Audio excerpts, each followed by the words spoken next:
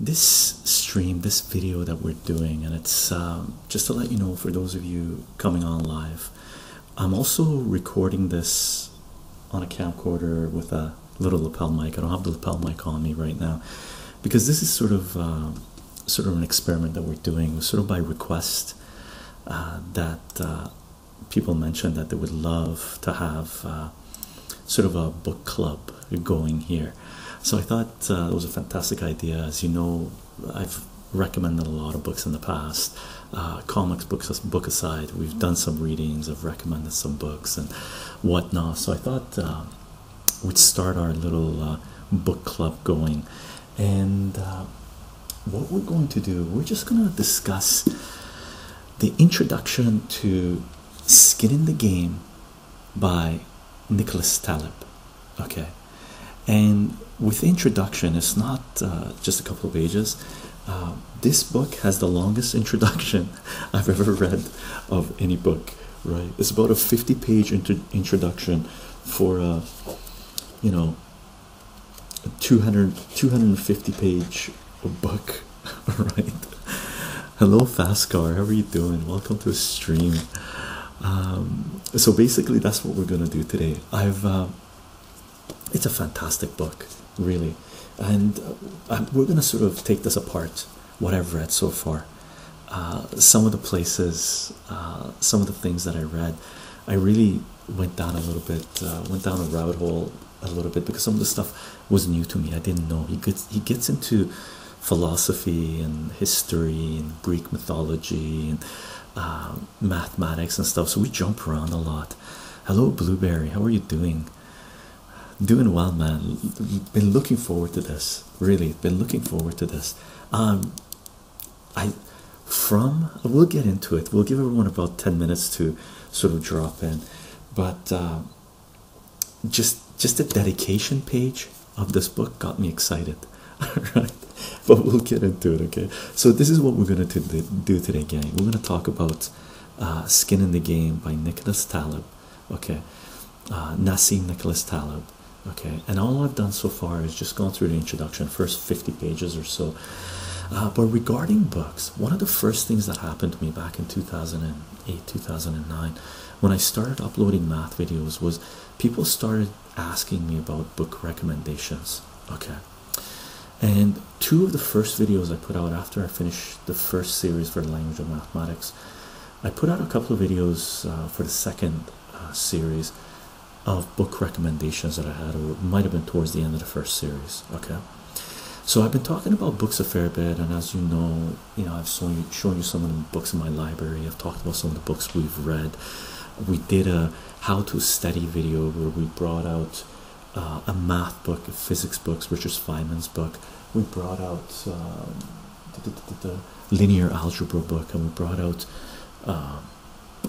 I've got the book here, Chris Hedges and Joe Sacco's Days of Destruction, Days of Revolt. And I put out an hour and a half video, or hour and 15-minute video, just showing you guys sort of a how-to video on how to read a textbook, right? And this book, Nassim's book, Skin in the Game, is more along the lines of Chris Hedges' book, Days of Destruction, Days of Revolt. I've been marking this baby up, right? Like seriously, right? I'm making a lot of notes. I'm pausing, I'm underlining, I'm highlighting, I'm starring, and what I'm ending up doing is, because some of the terminology here, some of the words, some of the historical people that he's referencing, I'm not familiar with. So some of them I am, some I'm not. Some of the math terms I'm even not. Some of the he uses Latin a lot, some terminology Latin, and I look those up and go down the rabbit hole, right? So this book is along for reading wise, the way I'm approaching it is along the same lines as Chris Hedges and Joe Sacco's Days of Destruction, Days of Revolt, the book reading that we did on how to study, just to let you know how I'm approaching this thing, right?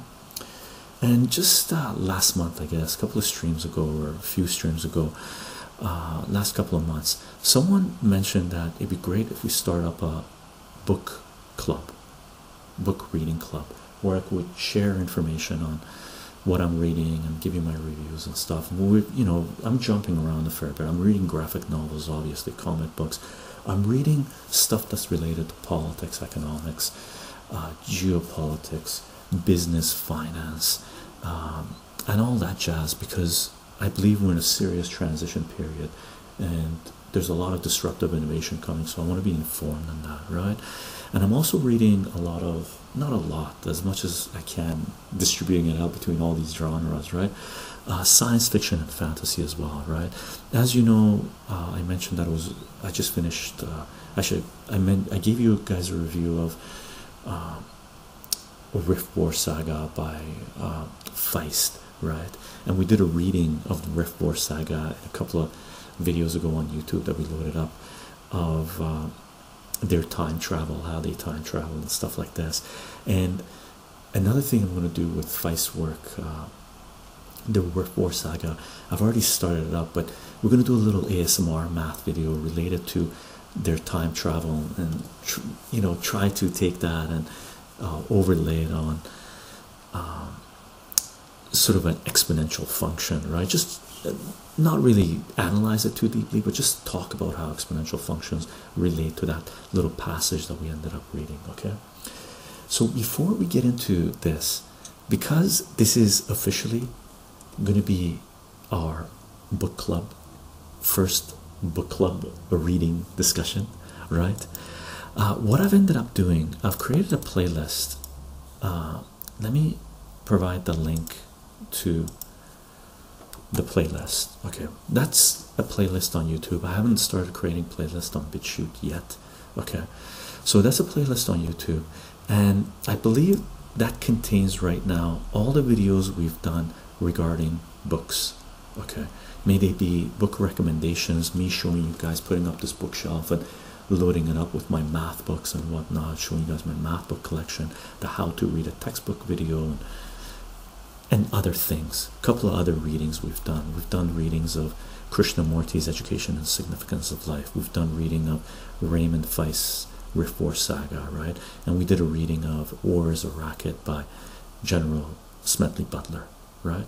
So this video is going to belong in that playlist as well. Aside from that, there should be plenty of time for anyone that wants to be here for Nassim's book, Skin in the Game. Okay, this is what we're going to talk about a little bit right now. I want to read you some of the stuff that I've highlighted. Okay, as for, let me give you the link to Nassim's website.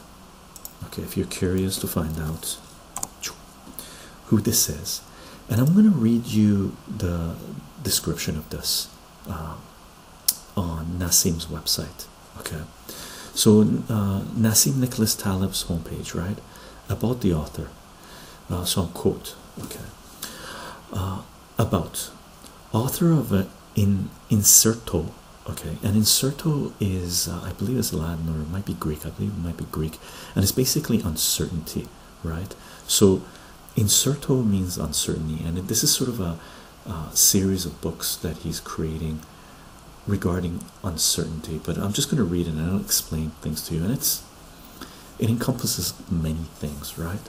So quote, sorry if I keep on interrupting my quotes, but quote, about author of Inserto, a philosophical and practical essay on uncertainty, Skin in the Game, Anti-Fragile, The Black Swan, Fooled by Randomness, and the Bed of Procrustes. Okay, and I have to look that up, what that was, right? But we won't get into that. Back to the quote. So far, 5-volume, and what Nassim has done right now, he's quoting someone else that has written a review of the book from Amazon. Okay, so Nassim's tendency is he doesn't like book reviewers. I don't blame him. I don't like movie reviewers to a certain degree. I read reviews of unknown people, people who have seen the movies. I don't pay any attention to anyone that's writing a movie review or a book review really in newspapers, because they're usually paid off, or not usually paid off. I don't want to trash talk anyone that's for legit, but I go to websites where they do movie rankings, and I read reviews of, you know, IMDb, people's personal reviews of the books or of movies or books. Okay, so he's quoting someone else right now.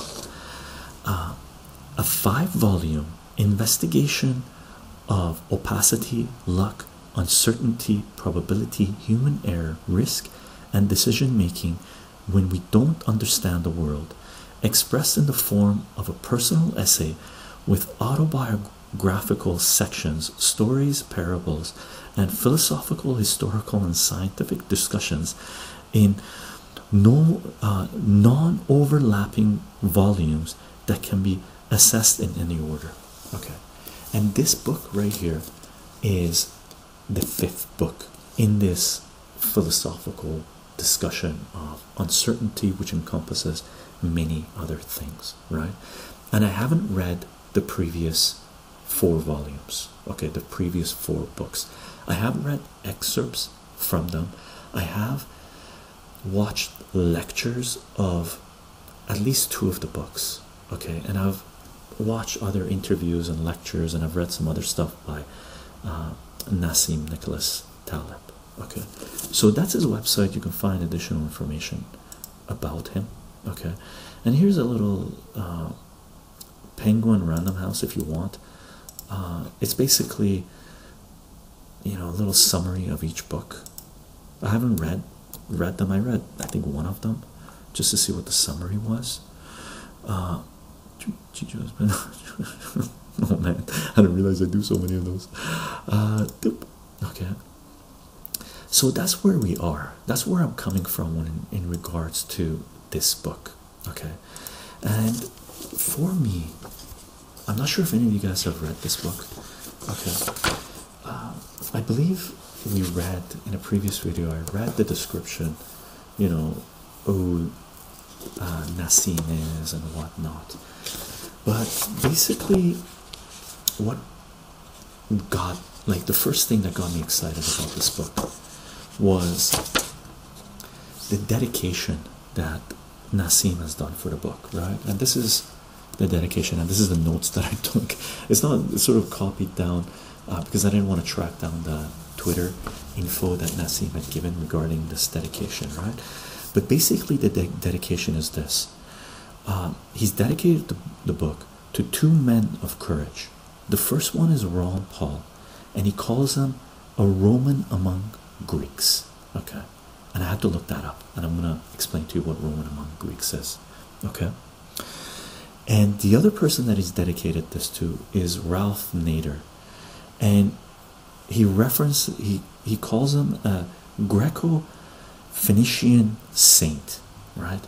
And I don't know what and I don't know what Gecko-Phoenician is. I tried looking it up and I couldn't make heads or tails out of it, so I'm gonna look this up more later.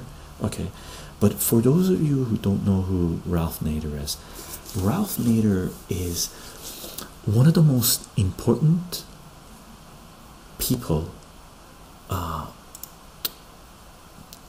You know, I don't want to build it up too much, but he is one of the most important people on this planet that has taken some action that has benefited humanity more than,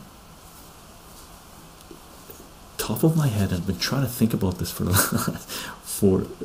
all of today, trying to think about if there's anyone else that has benefited, has got some things rolling, right, decided to do certain things that has benefited humanity more, and I haven't been able to think of anyone. If you can, please let me know. If you don't know who Ralph Nader is, Ralph Nader basically is a person that really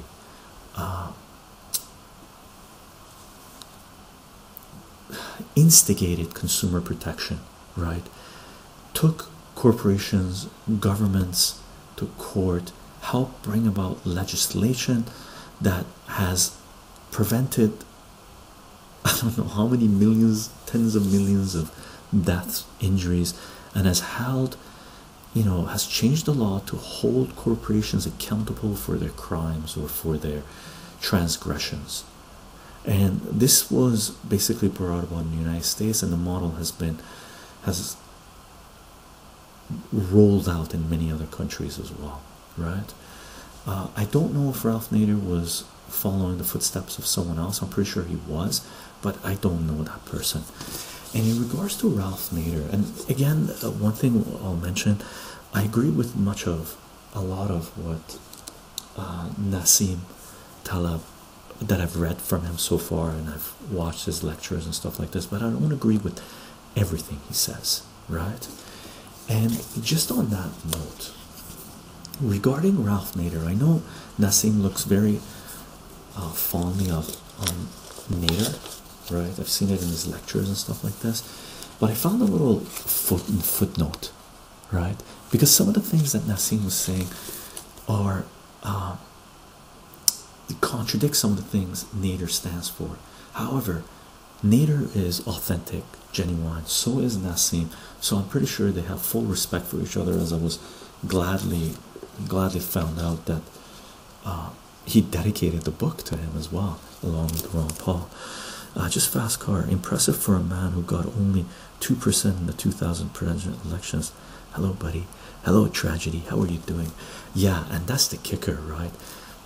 If people knew in the United States who Ralph Nader was and what he has done for the citizens of the United States, forget about what he's done globally, for citizens of the United States, they would grab every president for the last 3 decades and throw them in the trash, right? Relative to what he has done for citizens of the United States. Okay, your voice is so relaxing. New finding this much awesome. Glad to have you, Joker. 7 Joker. Okay, here's what Nassim has to say regarding Ralph Nader. Okay, and I'm going to read just a paragraph up here, and then I'm going to read the footnote, right? And he's referring to common law, and he was getting into common law and stuff like this. And just to let you know, the first 50 pages of this, 47 pages of this, are basically introduction to this book, Skin in the Game, and they basically sort of recap some of the information, main information from the previous 4 books. Okay, but here's what he has to say. Oh, cool, Adolf. I'm pretty sure Greco-Phoenician means from both Greece and Phoenicia. Phoenicia. I need to look up Greco. Is that what it means? So Greco-Phoenicia. Oops, what did they say? Saint, right? And Saint.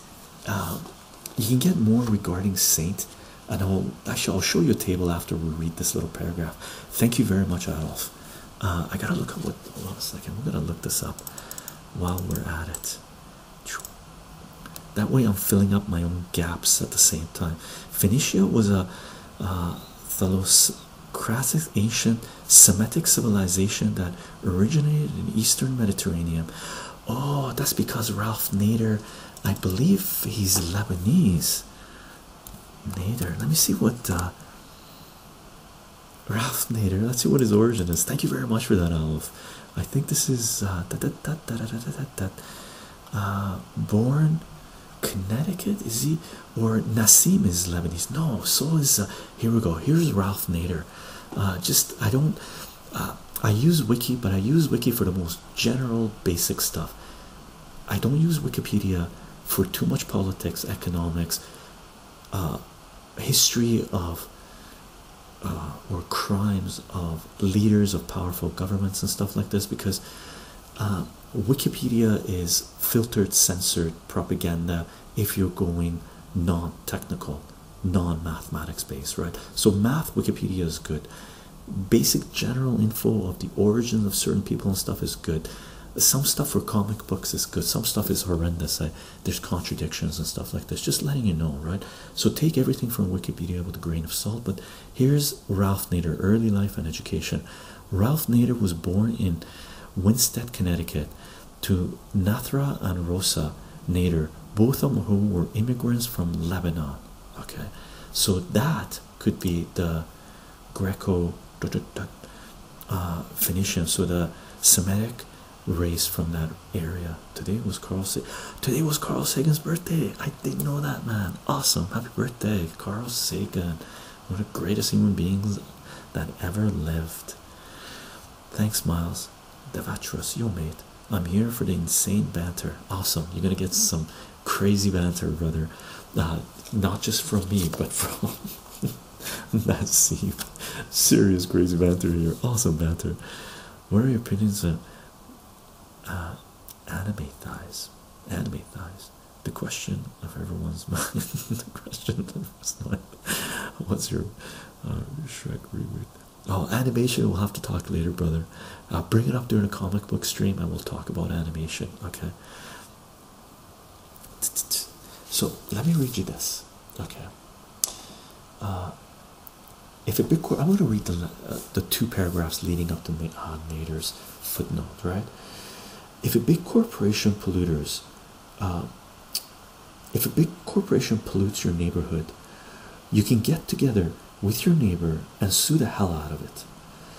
Some greedy lawyer will have the proper paperwork ready. The enemies of the corporations will be glad to help, and the potential costs of settlement would be enough of a deterrent for the corporation to behave, right? And this is sort of common law. I believe it's tort law or whatever it is, but common law were punitive damages and stuff like this, right? This doesn't mean one should never regulate at all. Okay, some systemic effects may require a regulation, say hidden tail risks of environmental ruin that show up too late. If you can't effectively sue, regulate, right? And Nassim is not pro-regulation at all, right? Ralph Nader prefers more regulation than Nassim. And at the end of that sentence, right, if you can't effectively sue, regulate. And he's got a little asterisk on there. He's taking us to a footnote, right? So I'm going to read the footnote to you. The Ralph Nader to whom I dedicate this book is the Ralph Nader who helped establish the legal mechanism to protect consumers and citizens from predators. Less so the Ralph Nader who occasionally makes some calls to regulate, right? So it's fantastic seeing two people who disagree on one issue complementing each other and dedicating each other a tremendous amount of time and energy put in there, right? So that's the dedication to Ralph Nader. Oh yeah, and when he refers to him, so now thanks to Adolf's mentioning what it means, Greco-Phoenician saint. Okay, so Greco meaning Greek, Phoenician meaning people of that region. So Ralph Nader is from Lebanon, Lebanese, Greek Lebanese background, sort of, and Greek thought as well. I'll expand on that. And the saint part will connect up to this, which is on page, by the way, if you have this book, the footnote I was reading was on page 32, right? And now I'm going to go to the appendix on page 47, and that's it's a table that he has. Okay, this table that he has here, and basically asymmetries in life and things, and he's got 3 columns here.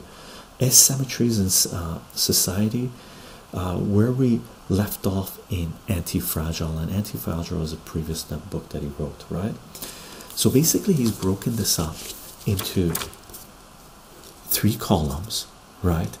This column here, the leftmost column, is people that don't have skin in the game, so he titles it No Skin in the Game.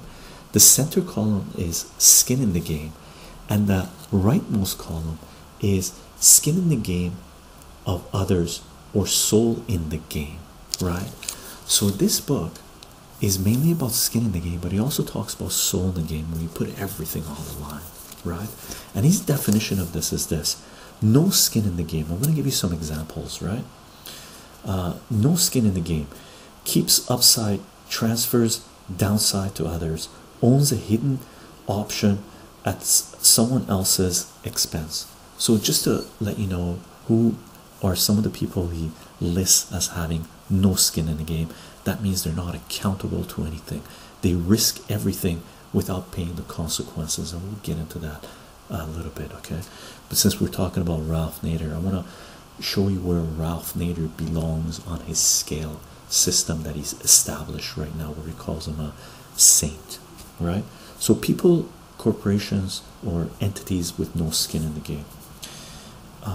Bureaucrats, policy wonks, right? Consultants, Sufiots, large corporations with access to the state, corporate executives with suits, scientists who play the system, theologians and centralized governments, journalists who analyze and predict, politicians, bankers. So, and these are some examples of people who don't have skin in the game, right? Here are people who have skin in the game.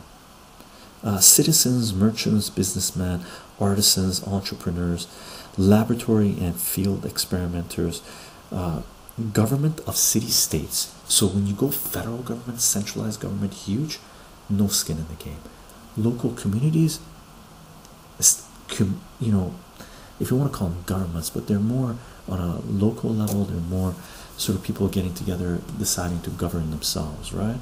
So localized governments, writers, speculators have skin in the game, right? Activists, hedge fund traders, he says they have skin in the game. And skin in the game of others, or souls in the game, okay? And the first thing he mentions is saints, knights, warriors, soldiers, right?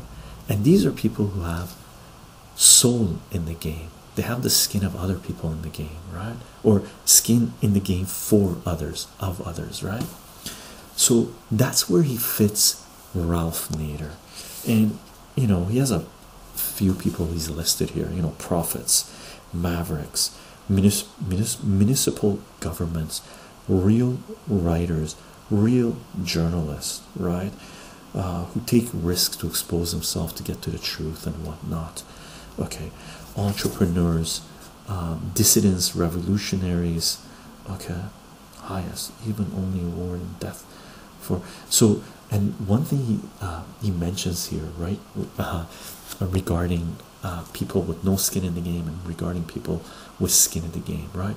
People with skin in the game he left blank, because that really depends on what it is they consider to be skin in the game. People with no skin in the game, this is what he's written in the last row, right?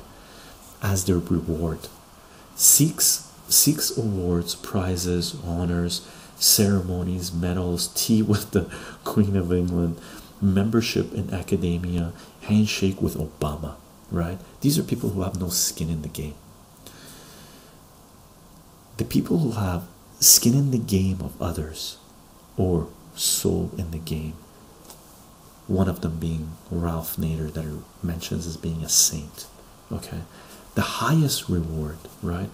The highest, even only award is death for one's ideas or positions. Socrates, Jesus, Saint Catherine, Hypatia, Joan of Arc, and he called Ralph Nader a saint, and Ralph Nader would belong in that column, okay? I know we haven't even gone past the dedication page. Got to love it, got to love it. Okay, as far as Ron Paul goes, what he called Ron Paul was a Roman among Greeks, right?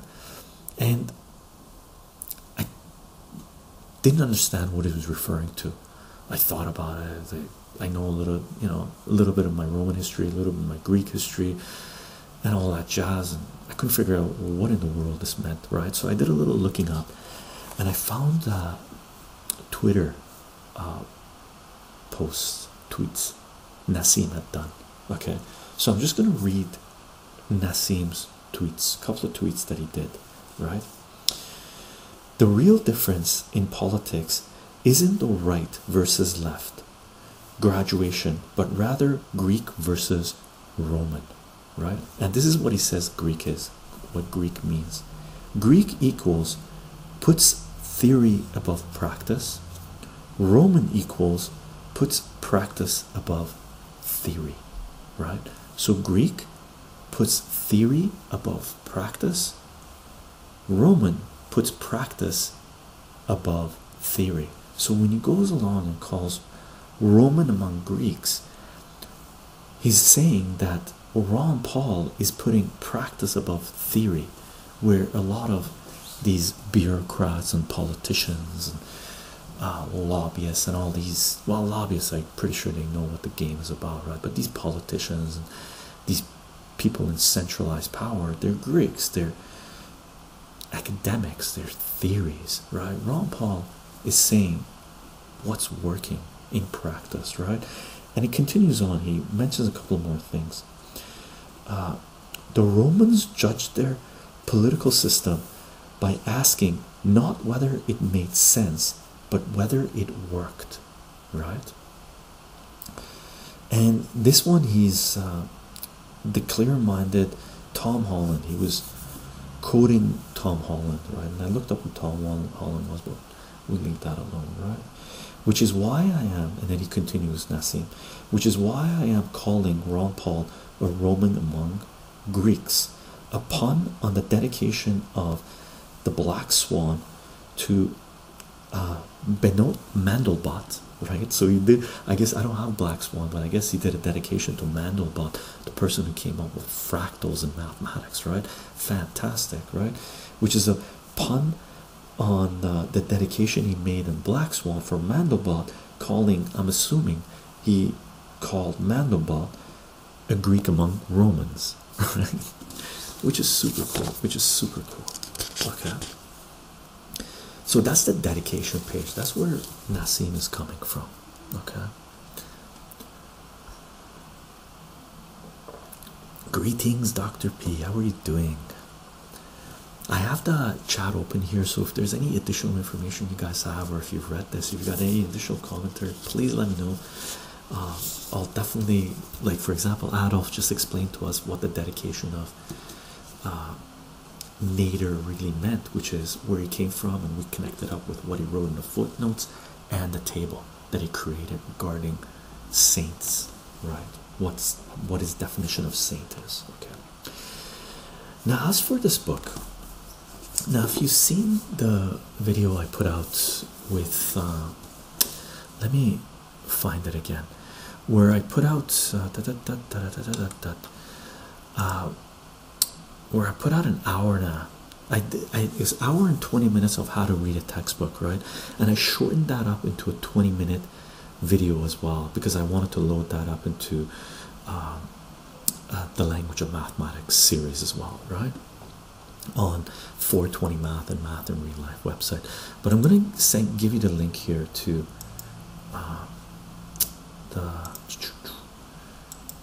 the video, the long cut. Okay, now if you recall,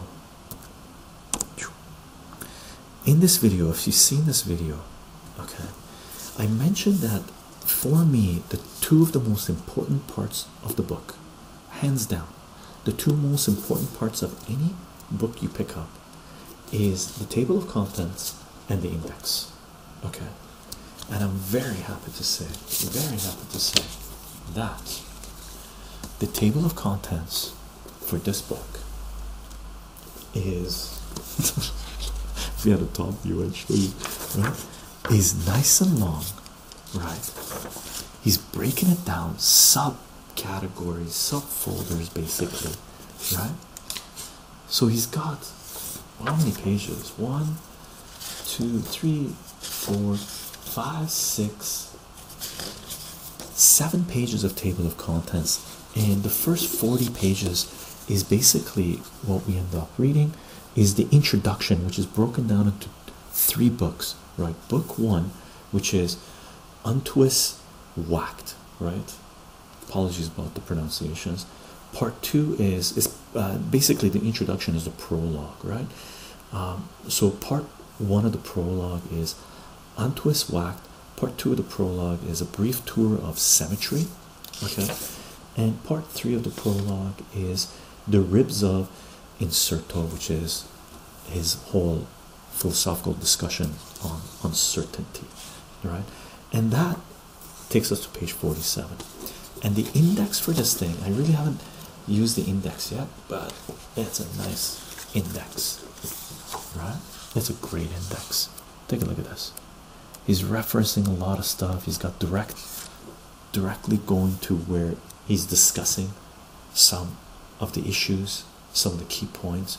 So I'm pretty sure after I finish reading this book, like, look at this thing, so much index. I love a good index. You gotta love a good index.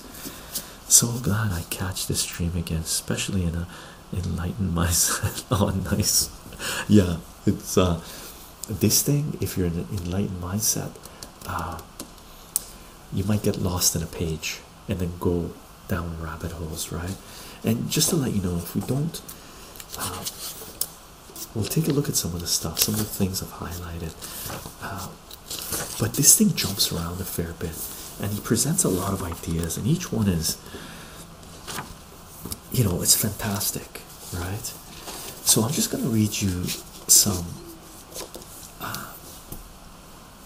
either sentences, paragraphs, or quotes and stuff like this. And if you want to, if you feel like discussing this further, we can discuss it further. Or if you think I have the wrong take on it, please let me know. Right? As Nassim has mentioned here, let me see if I can find it. Let me find this, okay? Because this is related to what reading. I swear I highlighted it so I could read it to you guys. Real estate.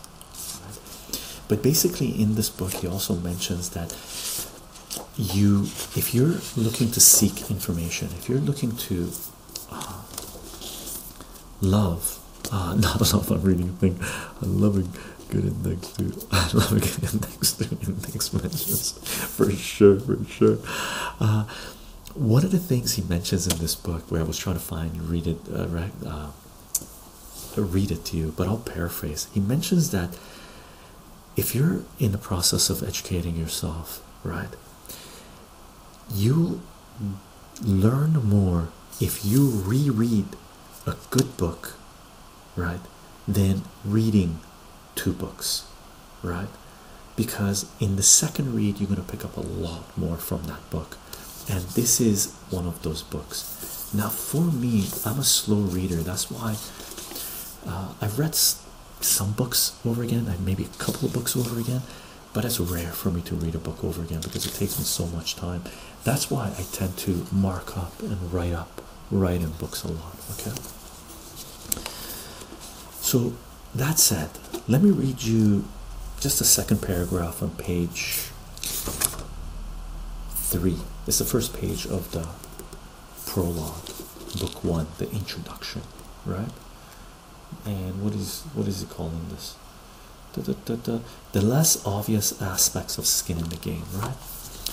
Okay, skin in the game, and this is what Nassim is saying, what the book is about, right?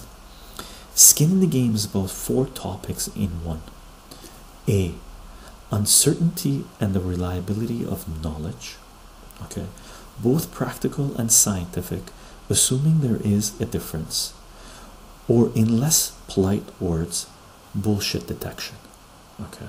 And he doesn't like writing out shit, he stars it, so bull asterisk t with bullshit detection, right? And where are we? B, symmetry in human affairs, that is fairness, justice, responsibility, and reciprocity, okay? C, information sharing in transactions, okay? And D, rationality in complex systems and in the real world. That these 4 cannot be disentangled is something that is obvious when one has skin in the game, okay? And for skin in the game, he has a little, you know, apostrophe, the star, and he takes those to the footnotes. So I'm going to read the footnotes because this is very much related to ethics as well. Okay, so for skin in the game, he had a little note reference into the footnote. Quote, to figure out why ethics, moral obligations, and skills cannot be easily separable in real life, consider the following.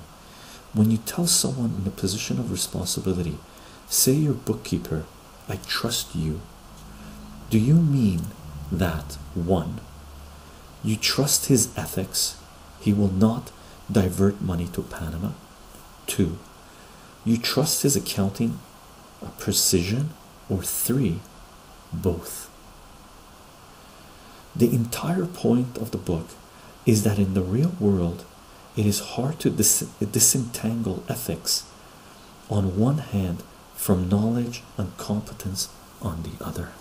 Okay, which really relates back to some of the discussion that we've had on ethics, but this is really taking a discussion in from a different avenue, different perspective, which is fantastic, right? And ethics comes up a fair bit even in the introduction of this, right? So I'm going to reference this for ethics. I might be rereading some of the stuff regarding ethics. I've been highlighting the ethics, and whenever, sometimes what I do is flip through a book, and when I'm searching for a word, I look up, I scan for that word, and I read what I've highlighted regarding that topic, right? Okay, so skin in the game is basically symmetry for Nassim, and the less, so I'm just going to read some sentences, some paragraphs. Okay, the less obvious aspects of skin in the game, that's the title, subtitle, right? Quote, a more correct though more awkward title of the book would have been the less obvious, and italics or quotation marks, right? The less obvious aspects of skin in the game, those hidden asymmetries and their consequences. Okay, so it's basically, I like this title better, simpler, right?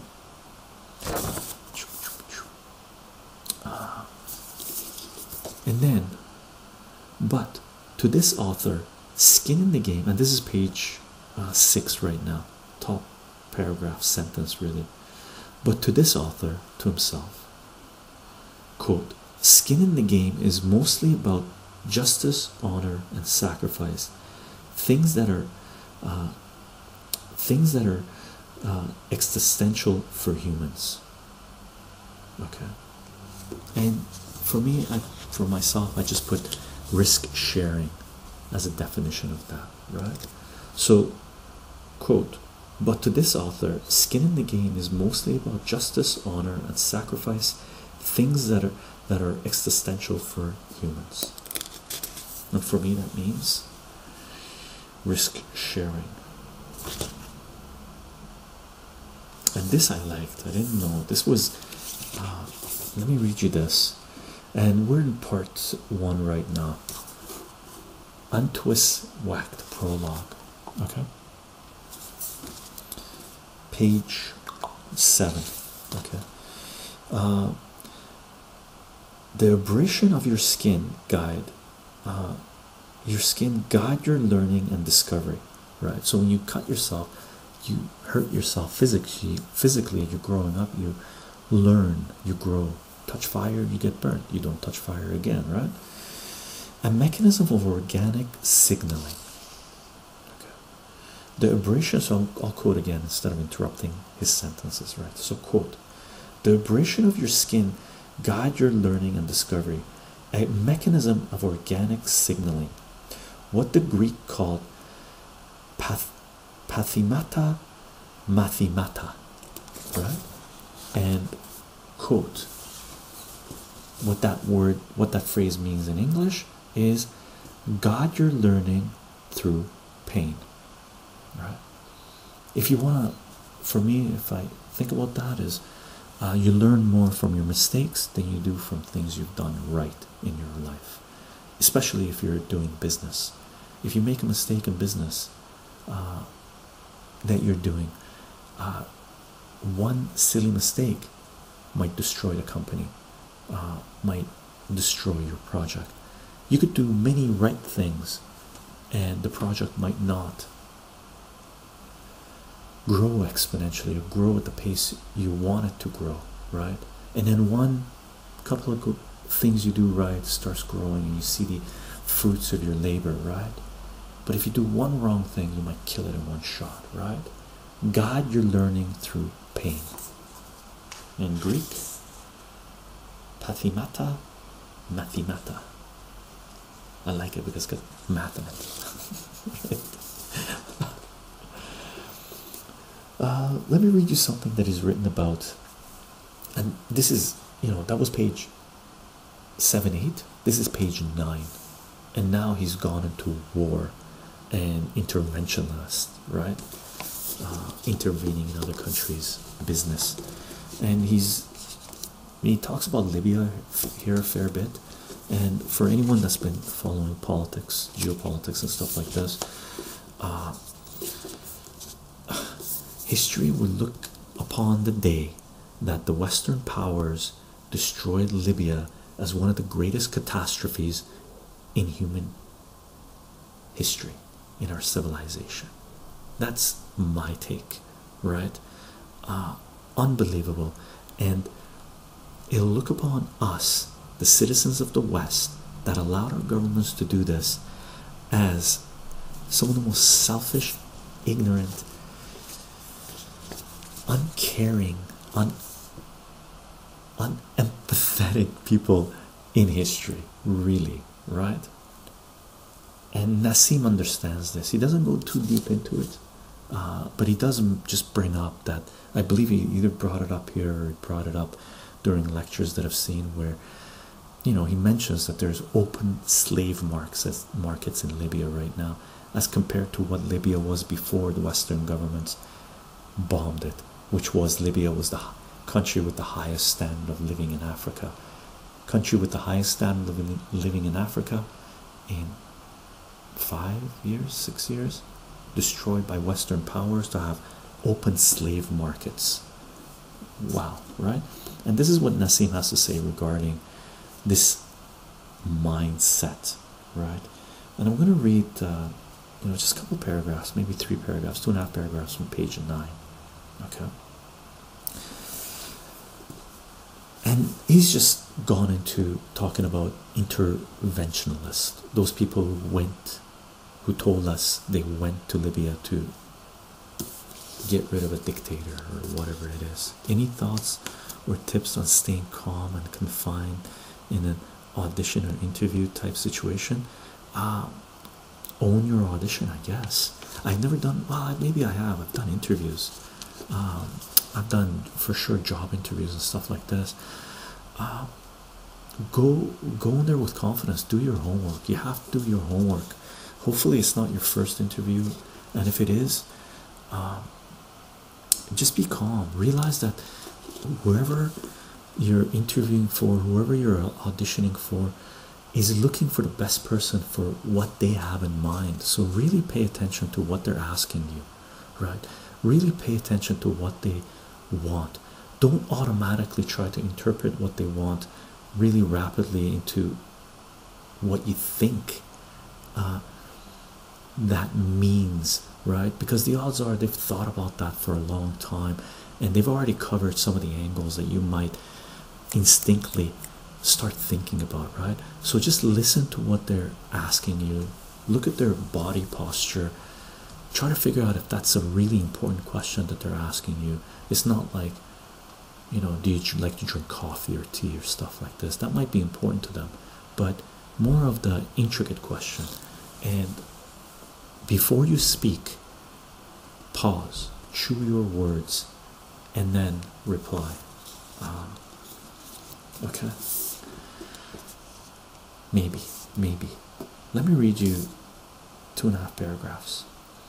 And don't give up on logic, intellect, and education, because tight but higher order logical reasoning would show that unless one finds some way to reject all empirical evidence, advocating regime changes implies also advocating slavery or advocating slavery or some similar degradation of the country, since these have been typical outcomes. So the interventionalistas not only lack practical sense and never learn from history, but they even fail at pure reasoning, which they drown in elaborate semi-abstract buzzword laden discourse. There are three flaws. One, they think in statistics, not dynamics. Two, they think in low, not high dimensions. Three, they think in terms of action, never interaction. Okay, we will see in more depth throughout the book this defect of mental reasoning by educated, or rather semi-educated fools. I can flesh out the three defects for now, right? And then he goes into detail talking about what the three defects of interventionists are when they go and wage war on behalf of whatever it is that they are doing, right? You're welcome, Intrepid. You're welcome, Intrepid. Okay.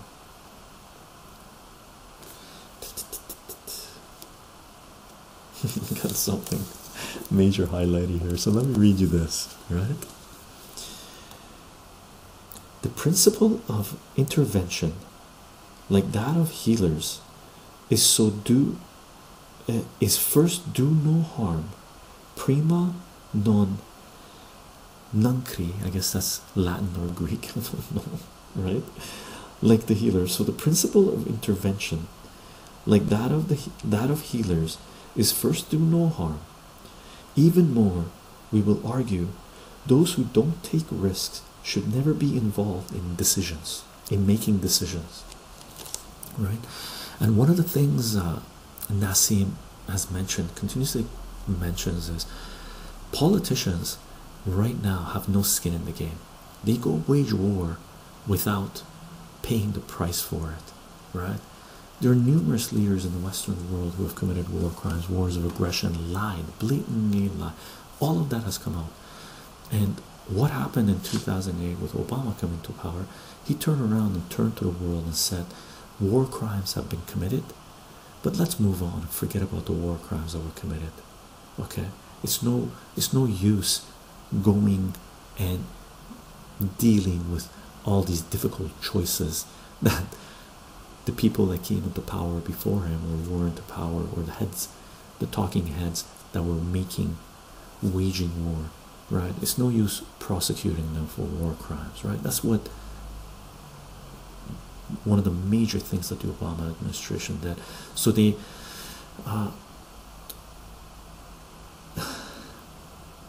normalized war crimes, right? Crimes against humanity, which is one of the reasons we're seeing everything that's happening right now, right? Those who don't take risk, and I highlighted this, those who don't take risks, have skin in the game, should never be involved in making decisions. And that's fantastic, which is one of the reasons Nassim believes in the draft. When a nation goes to war, the draft must be in play, because everyone has equal chance of going to war. It's not just those who have no out, right? They have no job prospects, they have no prospects of going to, the costs are too high, or they haven't jumped through the right hoops to go into some kind of higher education or whatnot, or academic education. I don't want to say higher education, because there's plenty of education to be had living life, right?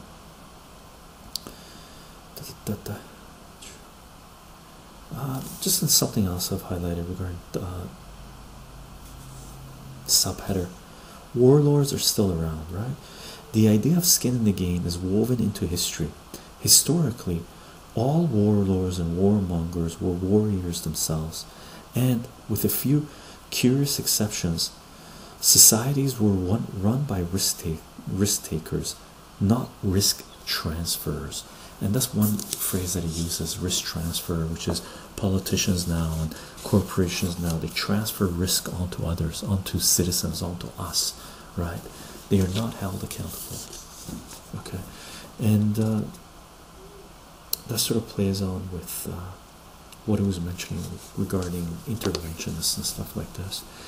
One thing he keeps on referring to is the Rubin trade, and the Rubin trade is basically, I think he was the head of Goldman Sachs or something like this, and basically it was just a scam, right? They knew they created a bubble in the early 2000s, and they didn't let the cat out of the bag until they had their full positions buying them insurance, right? And then they let the whole thing drop, right, with bank runs and stuff like this. And then they came out and said basically what the book Black Swan was about, the 2 books before this, I believe, which came out in 2007, a year before everything went down the toilet regarding Wall Street, right? When basically a veil was lifted and everyone realized, oh my god, they knew they were in a bubble, they pulled a scam, they sold all this bad debt to people as AAA, and then they bought insurance to make sure they made a lot of money when they pulled the rug out, when everybody, pensions, you know, tens of millions of people lost their pensions, lost their jobs, tremendous turmoil, right? And you know, and then they gave money to the same people that did this thing, and then those people played the accounting game, and they formed corporations, put them on Wall Street, and they start buying all this land and assets and stuff like this, and have created another bubble. The same, it's a cycle that keeps on repeating, right? So this is what he has to say regarding bureaucracy. Bureaucracy is a construction by which a person is conveniently separated from the consequences of his or her actions, right? And one thing he does with the book is he's got sort of italic, sort of embedded stuff here that sort of, you could regard those as laws, right? His rules, his stuff that stands out. Some stuff, you know, it's basically something we talked about in the video where we talked about how to read a textbook. When things are highlighted by the author, read them, right? Even if you're speed reading, read them, slow down. Okay.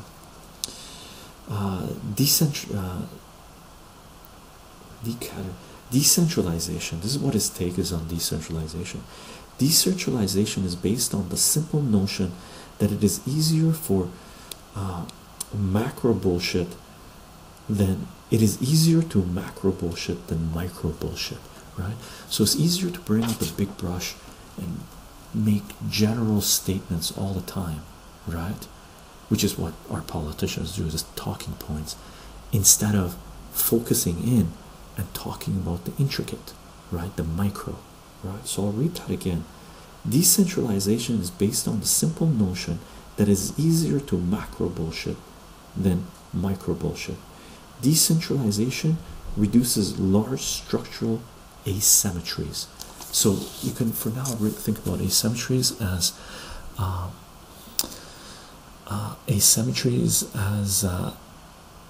people that don't have any skin in the game, right? People who make decisions and don't pay the consequences when things go crazy. Okay. Hello Nix, how are you doing? Welcome to the stream and a recording session.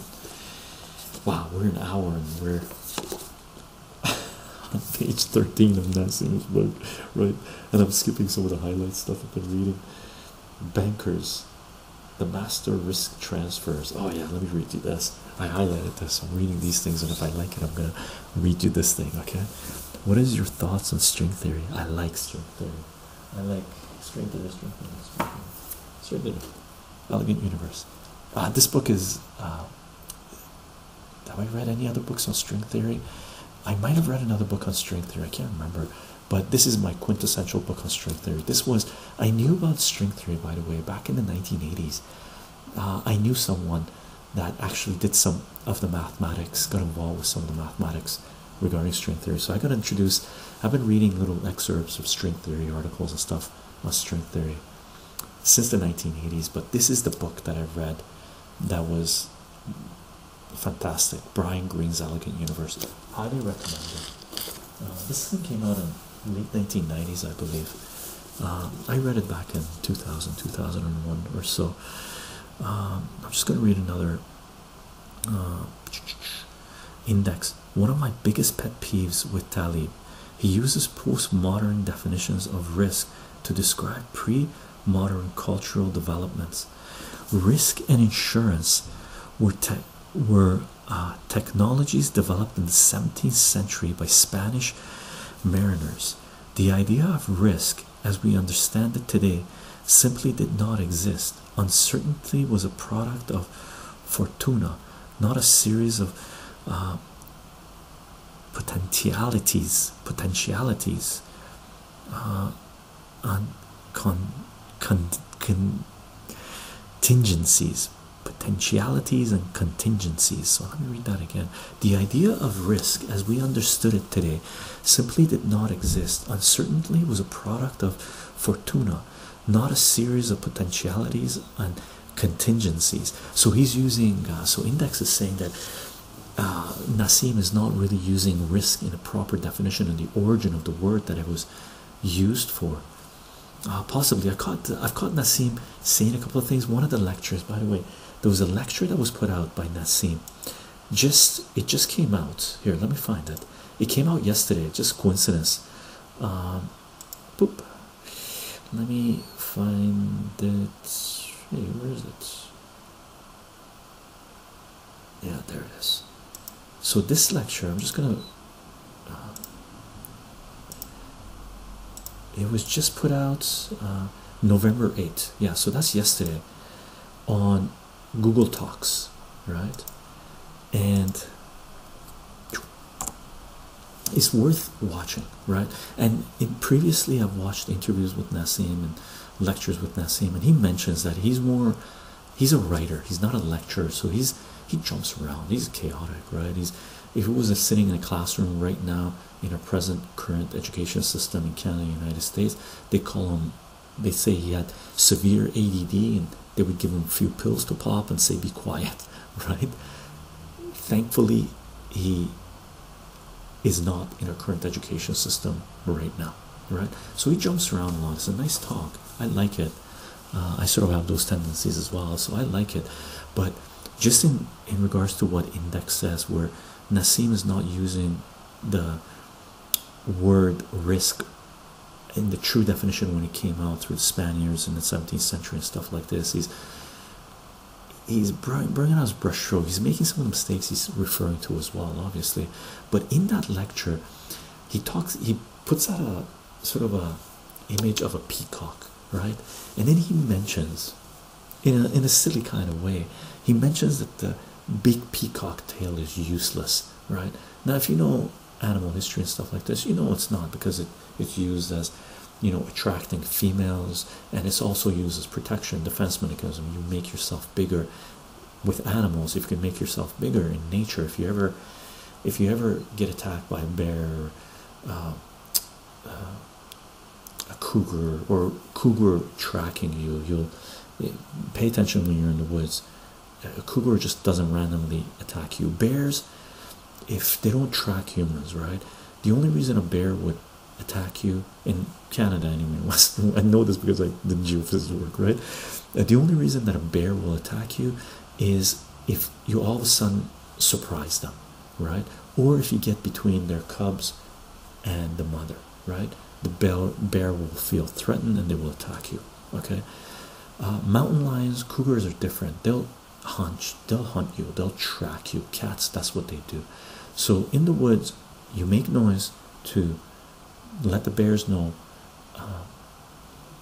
that someone's there, and you also keep an eye out in the woods, in the periphery, just to make sure a cougar is not tracking you, right? So if you're familiar with animals, they have defense mechanisms, stuff like this. But in the lecture, he mentions that the peacock tail is useless. And then during a Q&A, this person gets up during Google Talk. This person gets up, he asks him a question, he challenges, or he makes a statement more than anything with Nassim. And then he mentions to Nassim, by the way, you mentioned that a peacock tail is useless. As a evolutionary biologist or something like this, he mentions, I want to make sure that people appreciate that a peacock tail is not useless, right? So he calls Nassim on being too general, just mentioning that a peacock tail is useless. So that's along the same lines of what Index was saying. Sorry about the long-winded link there. Have you seen JPB 12 Rules for Life? JPB, I don't know who JPB is. I suck at ASMR. That's not nice. No, that's okay. It might not be his type of ASMR. That's okay. QC Warrior. Okay. He's allowed to say he doesn't like. Nah, bro, this guy's chilling me out. Okay, good. We're working for some. They actually call him a pop academic. Actually, a term I hate. His ideas are valuable, but most scholars argue he could be a little more intellectually careful. Oh yeah, he has a bone to pick with intellectuals as well, with academics as well, 100%. So I can see why academics would not like Nassim. I'd say I could take a bear in a fight. Ooh. You don't want to take a bear in a fight. The best thing to do is make sure you never get in a fight with a bear. Not a good idea. I would agree, because he tends to ignore existing research to make his points. Yeah, he does make, I don't agree with everything Nassim. He's a great writer. I like the ideas, the seeds that he plants, and the ideas that he throws you on, right? How is this ASMR? It's just chill conversation about a book, right? An important book. So let me read you this thing about bankers. Okay. But not to worry. If we do not decentralize and distribute responsibility, it will happen by itself, the hard way. A system that does not have a mechanism of skin in the game, with a build-up of imbalances, will eventually blow up and self-repair that way, if it survives, right? For instance, bank blowups came in 2008 because of the accumulation of hidden and asymmetric risks in the system. Bankers, masters of risk transfer. Okay, that's his comment regarding the 2008 the scam. Hello, Visa. Super engaging writing style and interesting ideas, though. Yeah, love his writing style. I haven't read too many books written in this way, and this is exactly the way I like to read these types of books, right? Stuff that makes you pause and highlight and take notes and look things up, right? Systems learn by removing, right? Let me read you this as well, because this is related to something that I learned when it came to writing. When I was writing, when I got into writing, I learned how to write. Right, I didn't learn how to write in high school or university. I learned how to write by blogging in the mid 2000s. So it was early 30s, or early mid 30s, I guess, when I started really put the time in for myself to learn how to write. And something that a friend of mine told me, that was she was editing my work, right?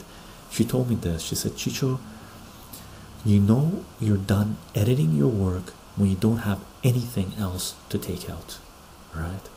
So when you're writing, and that's the way I if I have the time, I put into it. When I'm writing, usually, and even editing video, right? When I'm editing my own work, usually what I do, I go through it enough times where I'm tired of going through it, right? And if I can't find anything else that I can take out, then I know I'm done. I release it. Okay. So this is what he says regarding, again, subtitle, systems learned by removing. So quote, now if you are going to highlight only one single section from this book, here is the one. The interventionalista case is central to our story because it shows how absence of skin in the game has both ethical and epistemological effects related to knowledge, right? I had to look that up before, but he's actually put it in brackets as well, right? Epistemological, related to knowledge. We saw that interventionistas don't learn because they are not the victims of their mistakes, and we hinted at with pathema mata, right? What we talked about, which is guide your learning through pain. Okay, the same mechanisms of transferring risk. Again, he's highlighted this is he's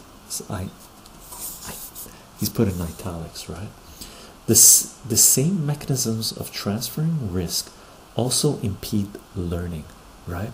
So if we're transferring risk to other people, we're not learning, right? Which is what happened in 2008 when Obama came into power and said, we're not going to look into what happened with the war crimes that were committed in Afghanistan, Iraq, torture around the globe with black sites and stuff like this. We're not going to look into that, right? Nothing was learned.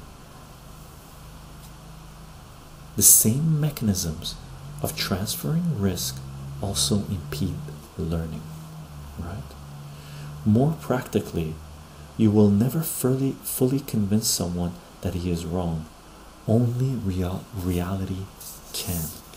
Okay.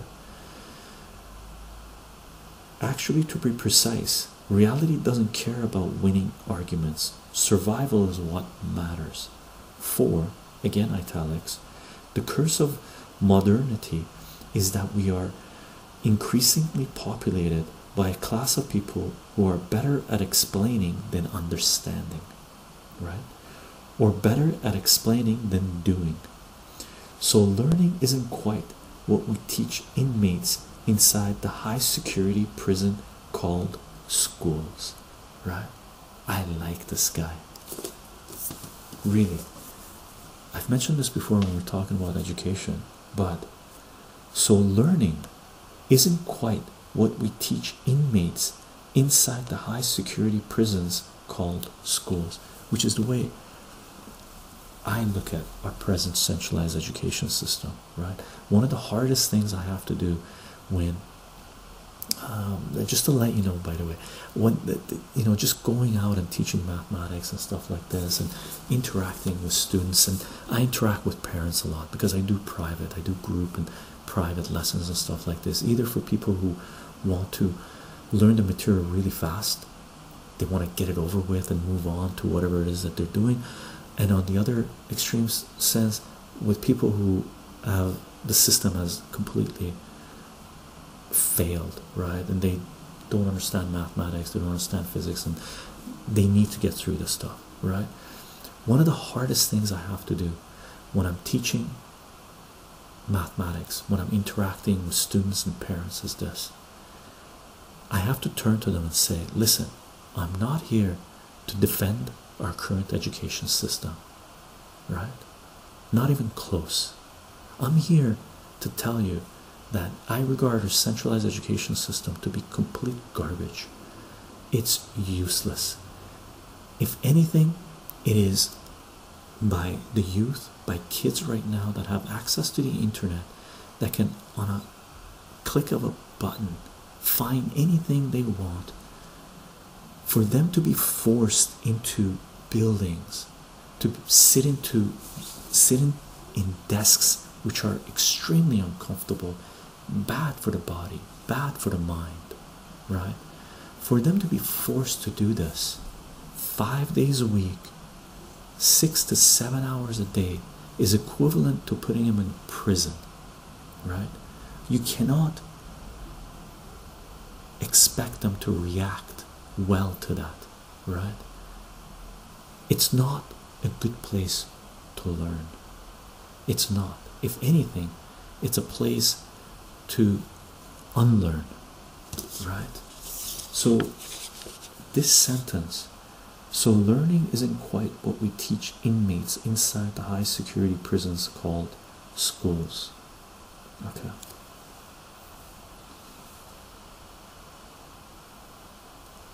Let me continue reading a couple more sentences. In biology, learning is something that, through the filter of intergenerational selection, gets imprinted at the cellular level. Skin in the game, I insist, is more filter than deterrence.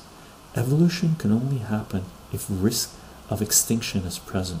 Further, there is no evolution without skin in the game. So we don't learn without skin in the game.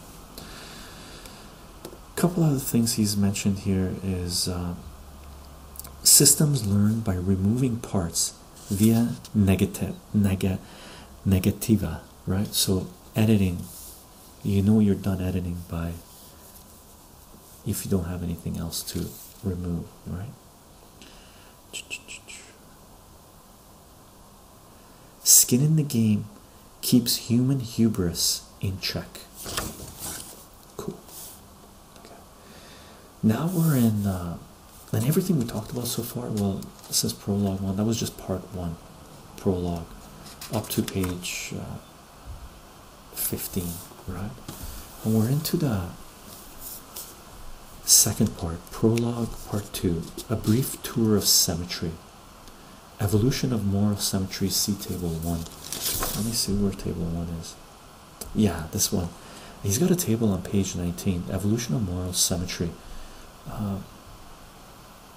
And he goes through and he starts talking about some of the philosophies, some of the ways people introduced skin in the game or talked about symmetry, right? Talk about sort of holding people accountable, right? And for example, in this table, in table 1, page 19, okay, evolution of moral symmetry. Hammurabi Lex Talanius. Hammurabi, I had to look this up. It was a king.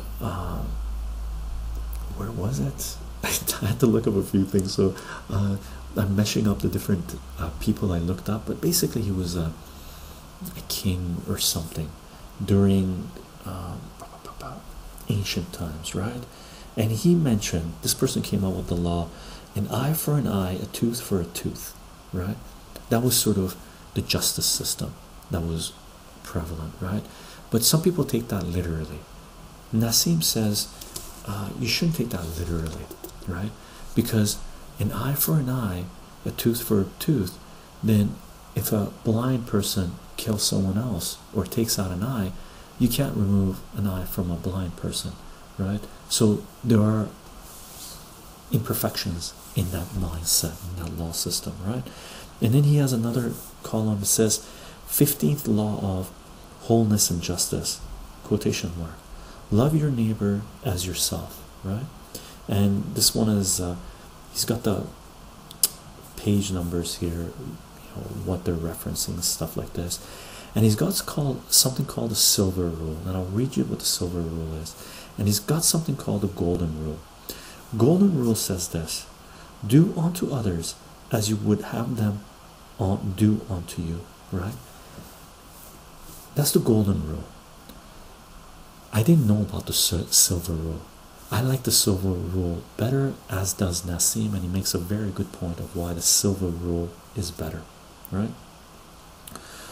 And then he's got the last column, he's got formula of the law, of the universal law. Act only in accordance with that maxim, through which you can at the same time will that it will become a universal law. That's like grand scale, right? Let me read you the silver rule though, okay? Just after I read the index's comment here.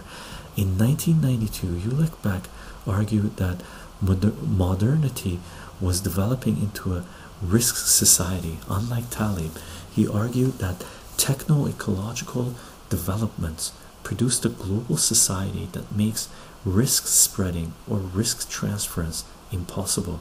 Ecological risk and ecological disaster become a shared experience. He sums it up well in his famous phrase: poverty is hierarchic, smog is democratic. Haha, that's cool. I can see where he's coming from, but I think index for me,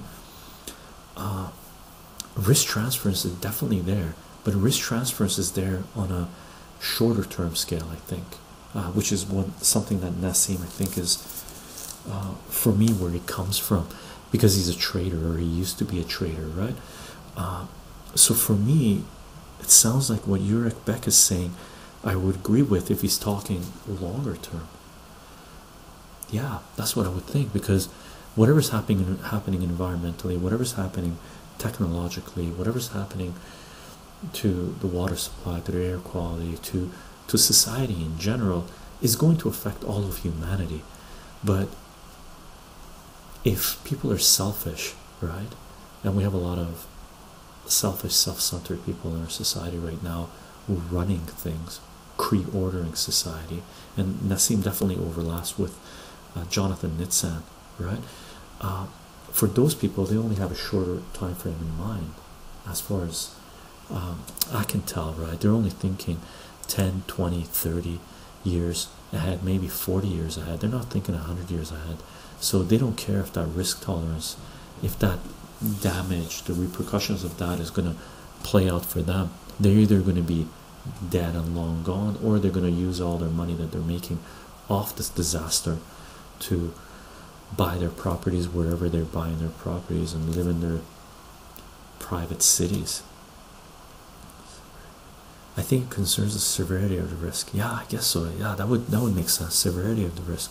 For instance, a small market crash versus a 2008 crash, which affects everyone in the market or not. I would say the 2008 crash didn't affect everyone. It affected some people in a very positive manner. Those same scumbags that caused the 2008 crash, and the same scumbags that gave them safe harbor, right? And we know who those people are. They made out like bandits. The general public didn't. The general public got burnt hard, right? They threw a couple of people to the wolves, right? Just, made examples of them. One of them being throughout the last couple of decades, like Martha Stewart, they threw in jail, like, seriously. Martha Stewart, clarify. Yeah, continue the stuff index. I'll definitely read it. I'm curious. Ulick Beck. So what are we talking about? Brief history of symmetry, skin in the game style symmetry, risk transfers blow up on systems, risk transfers blow up. Yeah, let's see, what are we doing? Wow, we're gonna have this for an hour and a half. We're in part 2 only. Let me see where I can find Ralph Nader. I got another point for Ralph Nader. Let me read the other thing I've highlighted regarding Ralph Nader.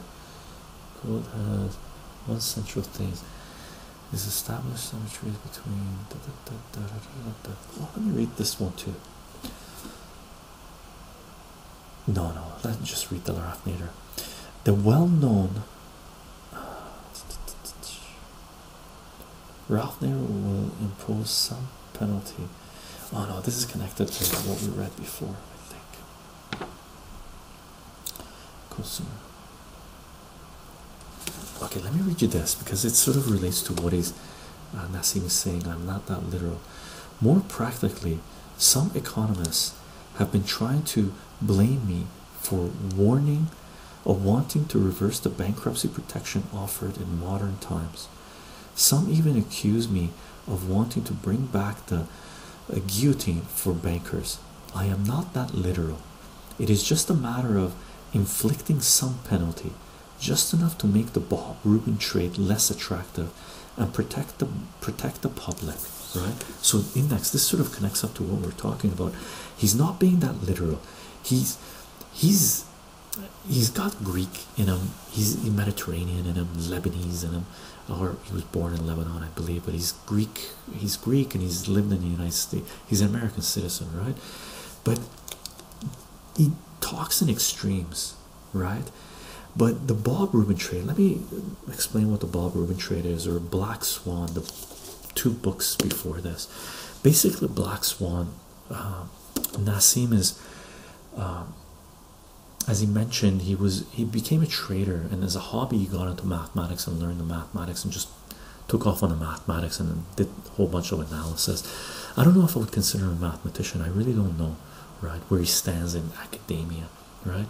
But one thing he did with the Black Swan, from just a summary of everything he's read and Rubin Trade, he says our present system, economic system, political system, is based on everything working out fine, working out fine, working out fine, sort of like a Gaussian normal distribution, right? And then in the tails, there are extreme events that happen, and they're rare, right? And the Rubin trade is this. The Rubin trade is, as soon as something happens on the extremes in the normal distribution, right? Something happens, you know, 100-year flood or 1,000-year flood happens. People like that work for bankers, central banks and stuff like this, or Goldman Sachs and large banks, right? What they do, they come out and say, oh, that was an extreme event, we couldn't predict it, right? And because they say we couldn't predict it, that was the markets doing this thing, or it was a star, you know, exploding a gazillion light years away, or asteroid going past the earth or something like this. They say there's no way we could predict this, so we should be held liable for what took place, right? That's what happened in 2008. Indexes, just replying, a big enough crash affects even those who are not active participants in the market. It affects even those who try to isolate themselves from market effects through non-market linked assets, whereas a simple trade gone wrong will not affect the broad. Oh, okay, cool. But you're absolutely right. Any market, fair or otherwise, creates opportunities at the expense of others. There will always be someone who benefits from others' misery. Yeah, and if there's a lot of people that are miserable, being miserable, and only few people benefiting from that misery, then power is becoming more and more centralized, right? Which is what we've been seeing taking place. Oh yeah, here's the golden rule and the silver rule.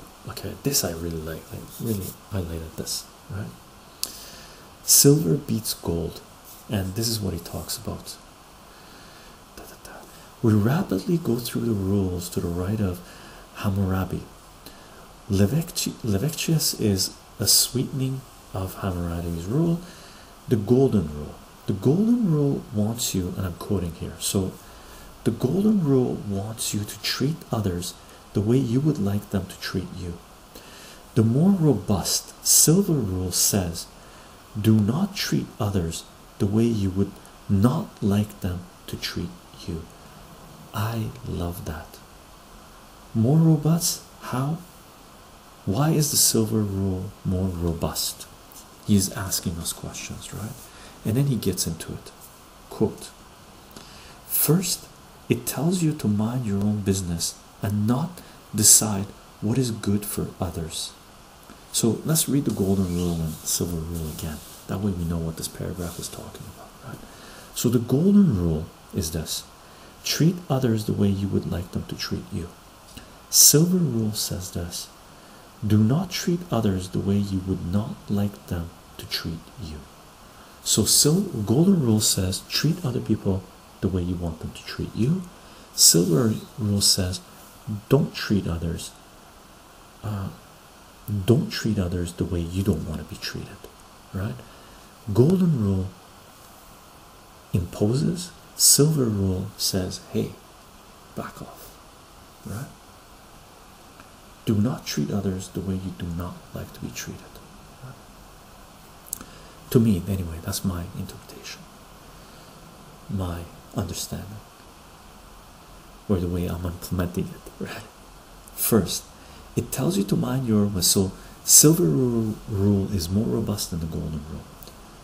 Reasons being this: first, it tells you to mind your own business and not decide what is good for others. You know with much more clarity, we know with much more clarity what is bad than what is good. The silver rule can be seen as the negative golden rule. and as I am shown by my Calabrese, and Calabrese speaking, Barber, it's Barber, he's referring to a character he's come up with earlier. Okay, Barber, every 3 weeks, via negativa, acting by removing, is more powerful and less error prone than via positiva, acting by adding. And this again connects up to what I mentioned, what I understand regarding editing. May it be editing your writing or editing my videos, right? I follow the rule as my friend recommended, acting by removing, right? That's better than acting by adding, right? So the silver rule is acting by removing, it's not adding, right? Saying don't instead of do to a certain degree. And then he's got a little footnote on acting by adding, and I'm going to read you the footnote as well. Scalable equals fractal. That's what I've made a note myself. Johnny Andrews, is everyone asleep? I'm not yet, but I'm definitely going to chill after the stream. Okay, so here's a footnote regarding acting by adding, or the sentence that we read, right?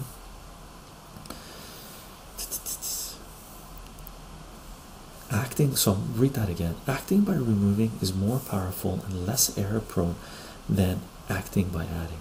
And the footnote is this: do not do unto others what you would not have them do unto you. Isocrates, Heller the Elder, something other name. What is hateful to you, do not do to your fellow. This is the whole Torah. The rest is the explanation. Go and learn, right? So that's a quote from the Torah. Rabbi, or that's a quote from Rabbi Hillel the Elder, drawing on Latvia's 1918. Do nothing to others which if done to you would cause you pain. This is the essence of morality, right? So there are historically other disciplines that are saying the same thing as a silver rule, right? Thanks, need more Dorogo. I'm glad you're enjoying the stream, man. Thank you. And a great book, and a nice book. Censorship. I made a little, look at all the highlights I got here. Censorship. Let's read the stuff about censorship. Let me have a sip of, actually I'm gonna pop a little muffin. Okay.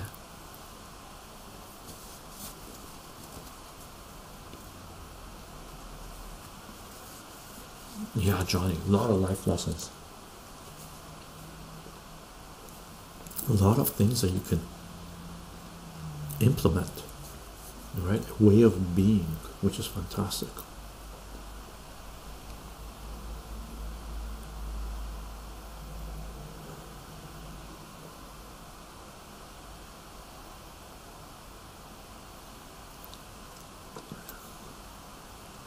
That was a nice sip of tea.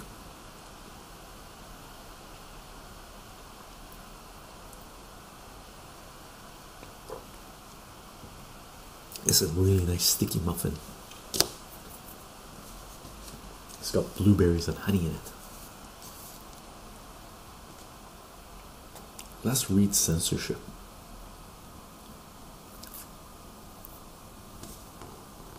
And he's got a little thing on it. So I'm going to read you guys 2 paragraphs, okay?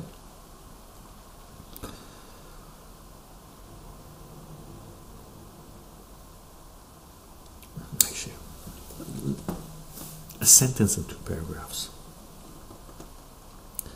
Quote: deal with weaker states as you think it appropriate for stronger states to deal with you.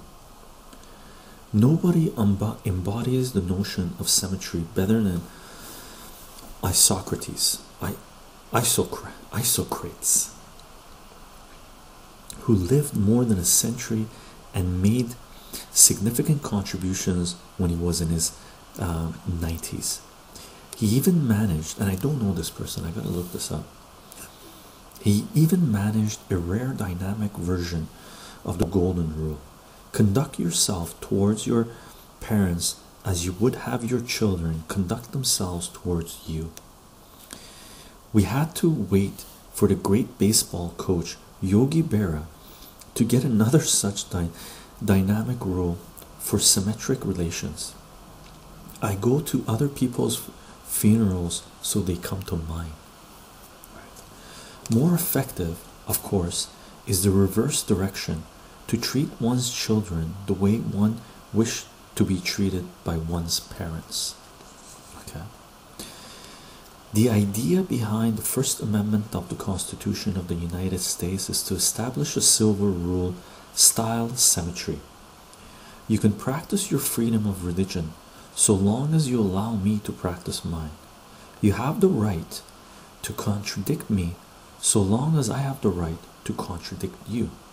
Effectively, there is no democracy without such an unconditional symmetry in the rights to express yourself, and the gravest threat in the slippery slope in the attempts to limit speech on grounds that some of it may hurt someone's feelings. Such restrictions do not necessarily come from the state itself, rather from the forceful establishment of an intellectual monoculture by overactive thought police in the media and cultural life. That paragraph right there applies in our present world. This should be something that is written and plastered on walls, on billboards everywhere, because right now, from what I'm seeing anyway, everybody is trying to censor everybody else, right? May it be platforms, may it be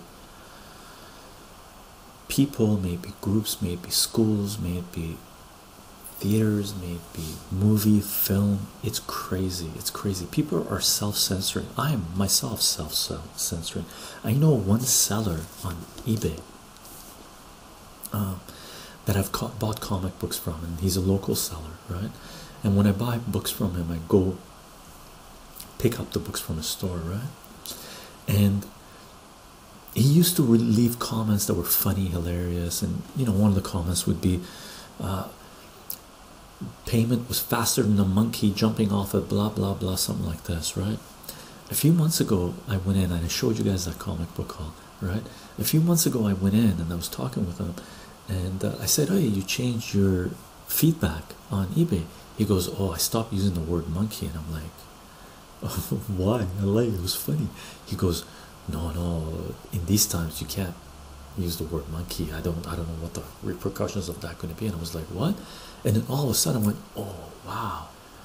So self-censorship has reached a level where an eBay seller, which has got 100% positive feedback rating, is scared of using the word monkey in a feedback, in a sentence that was very humorous, and he would change it up a lot, right?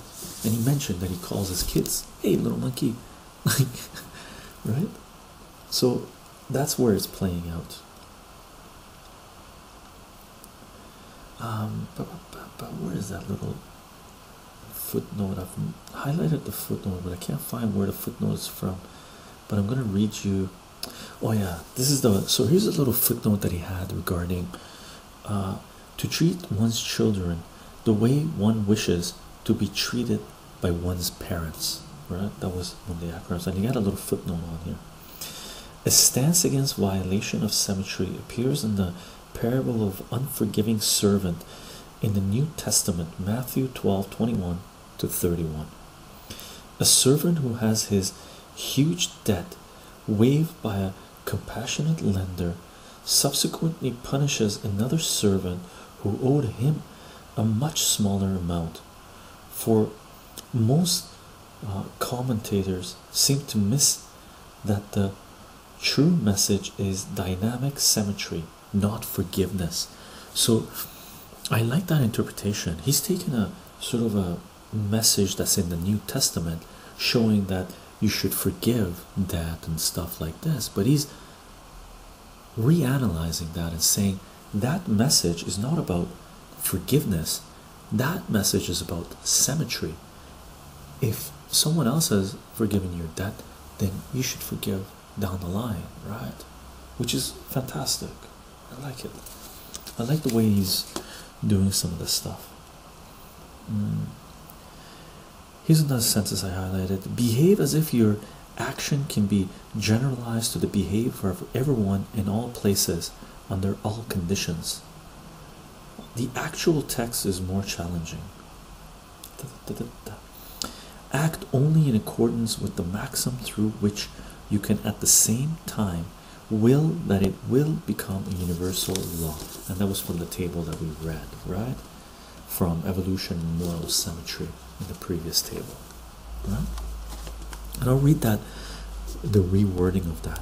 Behave as if your action can be generalized to the behavior of everyone in all places under all conditions, right? Which is okay.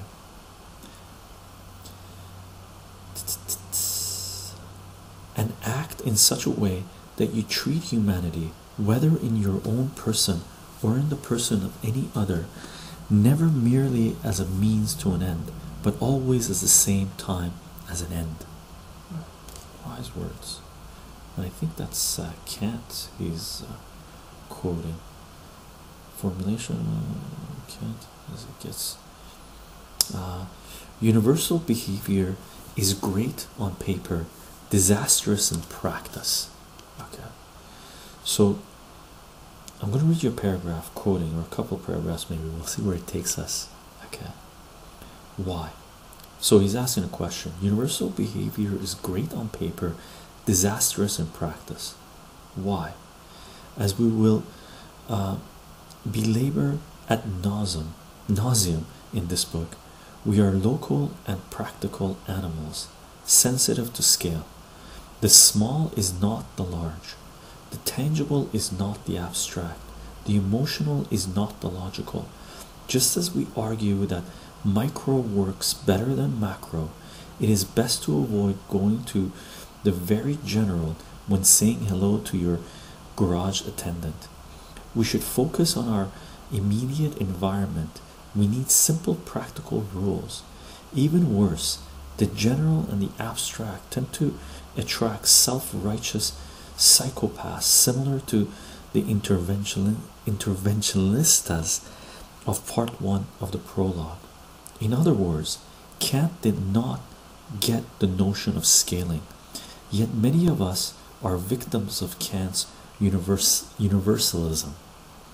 As we saw, modernity likes the abstract over the particular. Let me read that again. As we saw, modernity likes the abstract over the particular. Social injustice warriors have been accused of treating people as categories, not individuals. Few outside of religion really got the notion of scaling before the great political thinker Eleanor Ostrom, about whom a bit in chapter 1. Okay, in fact, the deep message of this book is that the danger of universalism taken 2 or 3 steps too far, conflating the micro and the macro. Likewise, the crucifix of the idea of the black swan was Platonification, missing central but hidden elements of a thing in the process of transforming it into an abstract construct, then causing a blow up. Dangers of universalism, right? So the dangers of universalism. So he's basically saying things have to be everything is not scalable. So there are situations where we have to treat a certain system only with local rules, and those local rules cannot be extrapolated to universal rules. From Kant to Fat Tony. Okay, and Fat Tony is another character that he has that he talks about. What does Fat Tony say? In New Jersey, here, let us move to the present, to the transactional, highly transactional present. In New Jersey, symmetry can simply mean, in Fat Tony's terms, don't give crap, don't give crap, don't take crap, right? Don't give crap, don't take crap. Right? His more practical approach is start by being nice to every person you meet, but if someone tries to exercise power over you, exercise power over them. Okay. Hello, Coyote 2. Chicho, Sleepy Waves, how are you doing?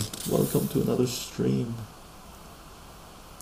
Regulation risk, options trading. How are we doing for time? Up, time. Boop. Oh wow, we're almost at 2 hours. We're almost at 2 hours. We're halfway through what I wanted to get done. We're on page 23, 22, 23 of a 47 page introduction part to this, right? Systems yet smart by elimination. What should we do? What should we do? We're from Kent, and I have so much more stuff highlighted here. What are we talking about today? We're talking about Nicolas Taleb's Nassim Nicolas Taleb's Skin in the Game, right? We've been doing some readings, discussions, highlights. What should we do? As you can tell, my throat's getting a little raw reading this.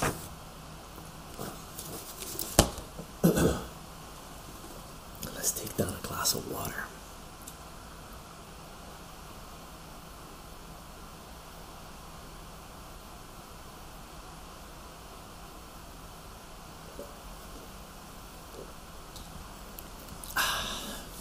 That felt great. My pleasure index. I think we're gonna call it a stream. I think so. So we got to page 22, 23. Thanks for being here, Index, by the way, and all the info. Fantastic, fantastic. And who was the person you mentioned? Should I scroll up? Where was he? Ulick Beck. Ulick Beck. You've mentioned him before.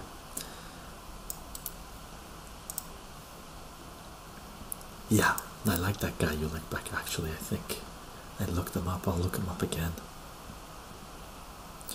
Sexual. Yeah, I don't know. Well, looks like we're getting a horde of trolls coming in, maybe. I hope you guys are reading this. Better than trolling, I'm telling you. I'm telling you. I'm telling you. This book will troll the crap out of you. Okay. If you can take it. If you can take it. If you can take it. Okay. So that's sort of the intro to this book.